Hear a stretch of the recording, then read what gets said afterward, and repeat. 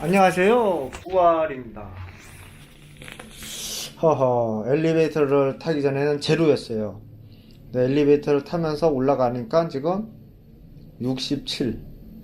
포르말데히드 수치 60, 100, 기준치 100인데 67. 그리고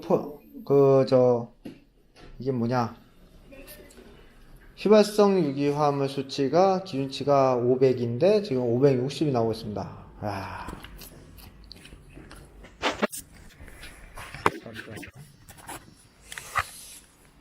어.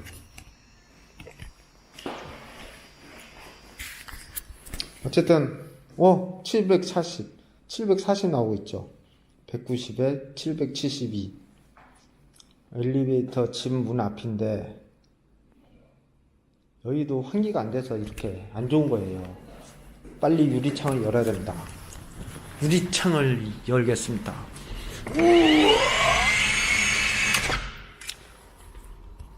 유리창을 열었습니다. 저 멀리에는 안 보입니다.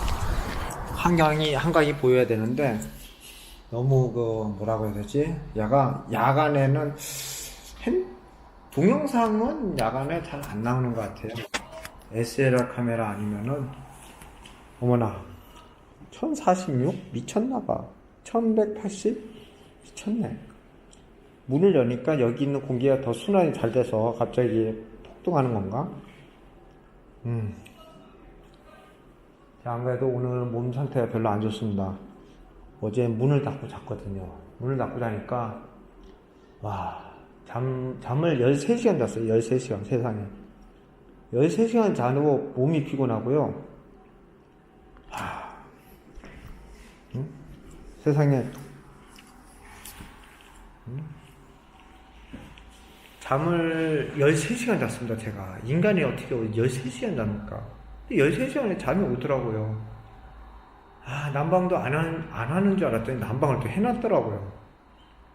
난방 해놓은 그런 포름알데히드와 휘발성 유기화합물이 가득 찬 그런 공간에서 자다 보니까 세상에 13시간이나 자고 13시간이나 자고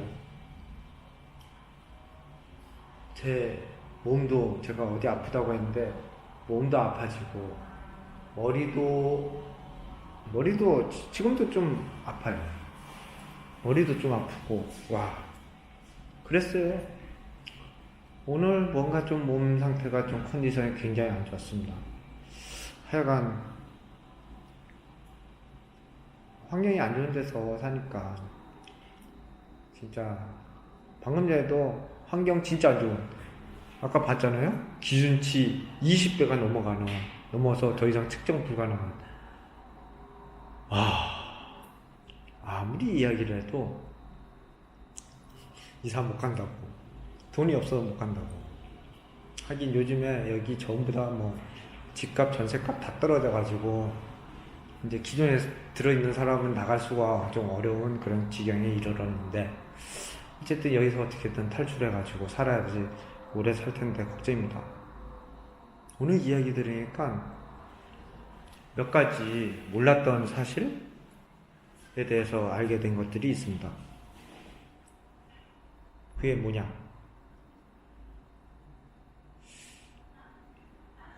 우리 그 상가에 1층에 누가 암이 걸렸다고 합니다. 그런 사람도 암에 걸려? 그러면서 이거 새집 증후군이 아니야 그러는데 왜 새집 증후군이 아닙니까? 음식을 한다고 새로 인테리어를 조금 했는데, 인테리어보다는 제가 보니까 음식을 하루 종일 하니까 거기도 밀폐된, 굉장히 공기가 잘 통하지 않는 아주 작은 공간이었거든요. 그래서 하루 종일 토스트를 구우니까 토스트에서 나오는 각종 안 좋은 물질들, 그죠? 각종 안 좋은 물질들을 먹으면서 숨을 쉬면서 암에 걸렸구나 이런 생각이 드는 거예요. 그리고 제가 예전에 또 아는 사람이 있었어요. 그 친구도 저기 성공을 해서 성공이 아니라 제가 아는 개발자였는데 개발이 굉장히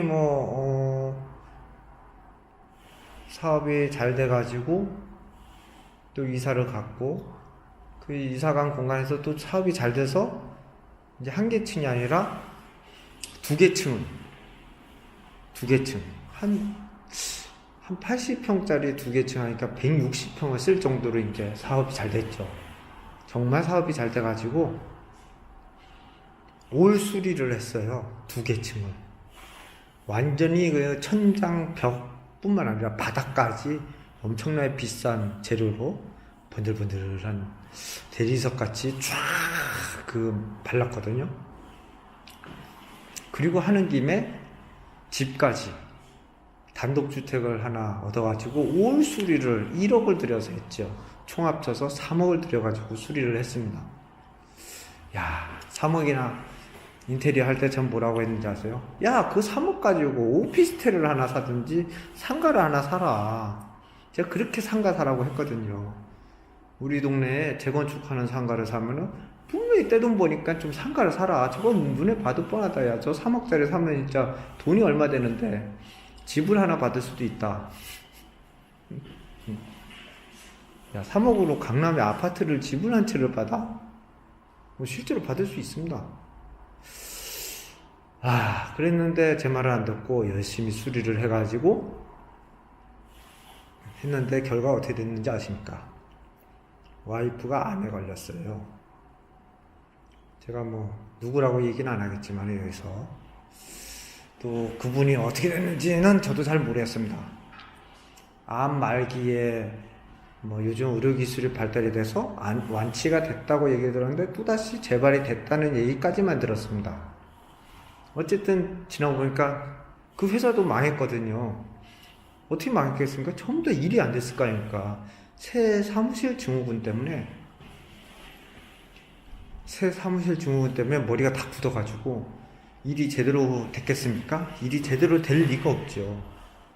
그래가지고 회사 망하고 와이프는 암에 걸리고 완전히 파산을 했죠. 그러니까 사업 잘 된다고 인테리어하고 새로운 사무실로 이사 가거나 이러면 안 되는 거예요, 절대로. 독극물로 그냥 바르는 거죠. 물론 저도 옛날에 사무실 새롭게 이사 가고 새 사무실 증후군 때문에 저도 자살하려고 창문을 2번이나 열었습니다. 그뿐만 아니라 주변에 지금 얘기 들어보니까 그런 세대들이 꽤 있는 겁니다. 뭐가 문제가 있었는데 그때 그러지 않았어? 맞아, 새로운 사무실로 이사 갔지. 새로운 집으로 이사 갔지. 야, 주변에 봐도, 제가 주변의 사례를 봐도 많은 사례를 제가 확인할 수 있었어요. 여러분들도 이 동영상을 보고 생각이 날 겁니다. 그때 내 친구가 암에 걸렸는데 생각해보니까 그 친구가 그때 새 집으로 이사 갔던 거가 딱 생각나거나, 아니면 본인이 좀 아팠는데 그때 내가 새 집에 이사를 갔었지, 이런 생각들을 좀 하시는 분들이 있을 거예요. 아마 많은 경우 그런 생각들이 많이 날 겁니다. 아마 저도 지금 제 친구들 생각해보니까 많이 생각이 나거든요, 실제로. 새 집에서 최소 5년, 6년은 살면 안 되는 것이다. 이런 결과가 나오고 있습니다, 지금. 여러분들도 정신을 차리고 새 집이라면 헌집으로 탈출하시는 게 가장 바람직하다고 제가 말씀드리는데, 이런 이야기에 별로 탐탁치 않은 사람들이 있을 겁니다. 왜? 내가 지금 새 집이 있는데 이 새 집을 전세를 줘야 되는데 저 새끼가 나만 아는 얘기를 저 새끼가 왜 떠들고 있냐. 그렇죠? 그런 생각 들을 수 있어요, 당연히. 그리고 의사 선생님들도 마찬가지죠. 의사나, 제가 아까 그런 생각이 들더라고요. 의사나 기타 등등의 사람들이 계속 아프고 병원에 막 차에 와서 계속 약을 받아가야 되는데 저 새끼 때문에 새 집에 안 살고 새 집에 안 살면서 사람들이 몸이 안 아프면은 저 새끼 때문에 내가 돈을 못 버네. 이런 생각을 할 수가 있죠. 근데 뭐 의사 선생님들이야 워낙에 돈을 많이 벌고 또 환자가 워낙에 많기 때문에 지금 그것뿐만 아니라도 환자가 얼마나 많겠습니까? 그러니까 뭐 그 정도로 나쁜 사람은 아니라고 생각이 들고요. 또 이런 생각도 들더라고요. 이제 부부 관계가 좋아질 수가 없어요. 새집 증후군이 생기면은 결혼 생활이 제대로 될 리가 없죠. 특히 둘 다 멍청해진 경우는 상관이 없는데 보통 와이프는 집에서 오래 있으니까 멍청해지고 남편은 괜찮은데 와이프가 좀 이상한 거예요, 계속. 이상한 거예요. 그러니까 가족 관계가 이제 그때 되면 이제 깨지거나 문제가 되겠죠. 그쵸? 그렇지 않겠습니까? 그런 경우도 꽤 있을 거예요. 그래서 제가 추천드리는 거는 가족 관계가 안 좋으면은 창문을 한번 열어봐라.